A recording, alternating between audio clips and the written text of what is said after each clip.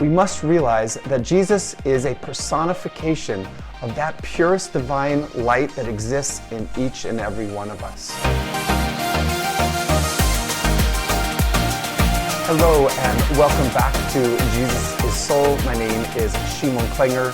This channel is dedicated towards unraveling the secrets that are in the Gospel of John and bringing to you a new and fresh understanding of the Gospel. Please like, subscribe, and hit the notification button. It helps us. We're trying to grow this channel and bring it to as many people as we possibly can.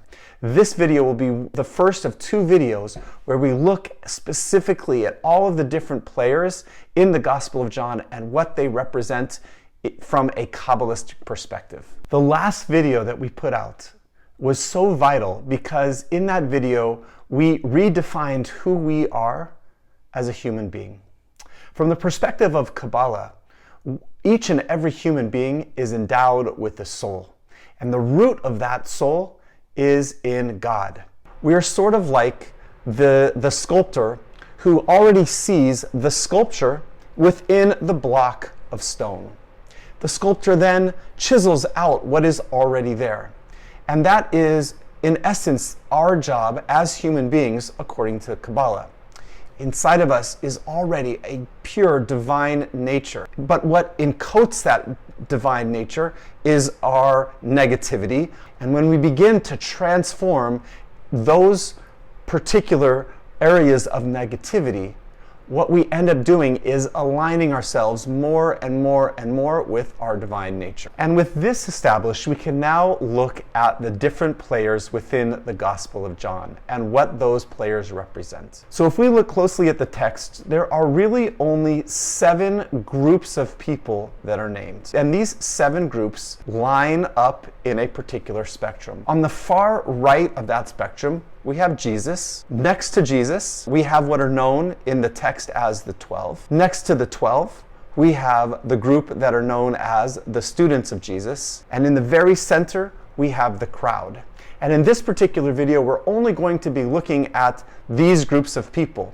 In the next video, we're going to look at who is on the left side of the spectrum, which include the Jews, the Pharisees, and the high priest. So we're going to start by talking about who Jesus was and understand who Jesus was from a Kabbalistic perspective. In the story, Jesus was God. Therefore, when we read the Gospel of John and read about Jesus, we must realize that Jesus is a personification of that purest divine light that exists in each and every one of us. Jesus not only represents our divine nature, Jesus represents the manifestation of any human being's spiritual potential. For if all of us have a divine nature within, and yet none of us, or very, very few of us, have actualized that divine nature, all of us can do the spiritual work, transforming our negativity and becoming more and more and more aligned to our divine nature. So therefore, when we read the Gospel of John, anytime Jesus speaks, it is as if our purest divine nature is speaking. Jesus is our soul. And now we can understand the name of this channel, Jesus as Soul. For any time we read the words of Jesus and Jesus speaking, it is as if our deepest, purest nature is also speaking. Jesus' words are also the words of our soul. So with this in mind, we can now turn our attention to the 12. In other Gospels, the 12 are also known as the apostles. But in the Gospel of John, they are simply called the 12. The 12 in the Gospel of John are the closest students to Jesus, sort of his entourage. They go with him wherever Jesus goes. They eat with him, commune with him. These are the few people that do whatever they can to get as close to Jesus as they possibly can. And as a result, Jesus imparts to the 12 wisdom that he does not give over to other people. From a spiritual or Kabbalistic perspective, the 12 students of Jesus represent those people who have already walked a spiritual path for quite a long time. The 12 personify spiritual beings who will do anything they possibly can to draw closer and closer and closer to their soul. As a result, these types of spiritual beings are imparted wisdom that maybe is not given over to someone who is more casual about their own spiritual life. The next group of people, according to the Gospel of John, are known as the students of Jesus. Now, the Greek word for students has traditionally and religiously been translated as the disciples of Jesus. This word, for me, has too much of a religious connotation attached to it already.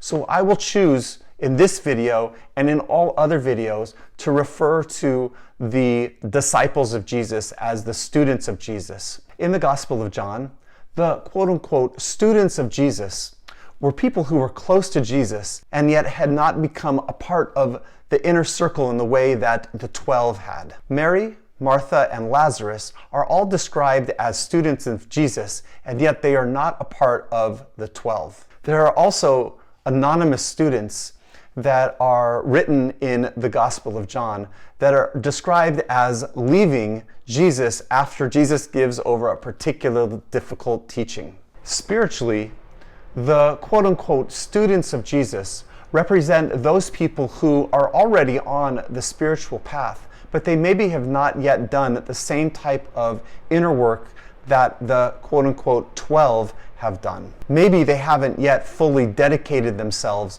to the spiritual path. These people surely know their soul, and they surely have already done a certain amount of spiritual work. They just have not done the same type of spiritual work of knowing themselves and drawing closer to their soul that the 12 have done. The last group that we will talk about in this particular video are described in the text as the crowd.